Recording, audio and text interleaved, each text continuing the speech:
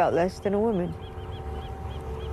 And when I got out and I saw little babies, it would break my heart, because I was like, I can never do that again. I can never bring life into this world. She'd never be able to bring life into this world because of the California prison system. Moonlight Pulido sterilized without consent while behind bars. And for nearly 2 decades, Pulido thought she was alone. A Native American woman, she was released last year after the state granted her parole, relieving her of an initial life sentence. What happened to you while you were in prison? I got a pass to go see the doctor one day for just a normal routine checkup. And he came back and he said that I had 2 growths that had the potential to turn into cancer. The doctor asked me, would I be willing to have them removed? And of course I said, yeah. What she says was conveyed to her to be a life-saving procedure turned into a nightmare. I came out of the surgery and I hurt so bad. And the nurse is changing the bandages and I go, excuse me. I said, I don't feel right. What was done to me? She turned around and looked at the paperwork and looked back at me nonchalantly. She goes, you had a full hysterectomy.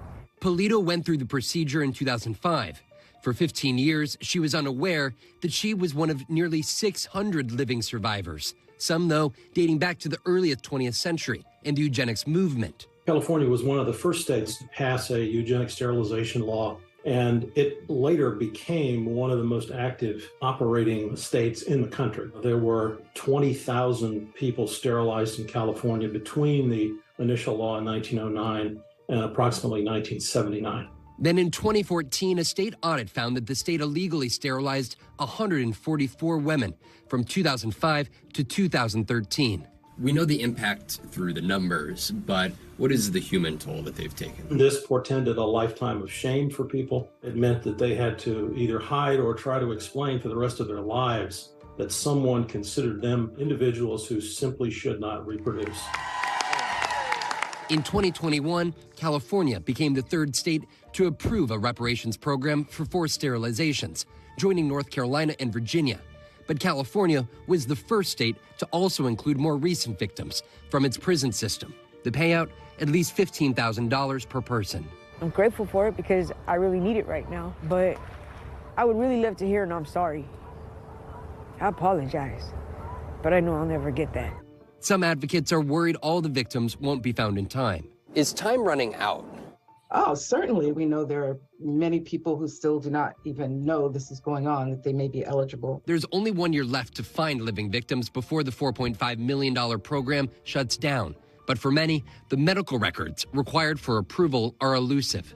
The problem is CDCR, the prison system, has already gotten rid of some of those records because they're older than 10 years. We're hopeful, but, we don't know where everyone is. They don't know where everyone is.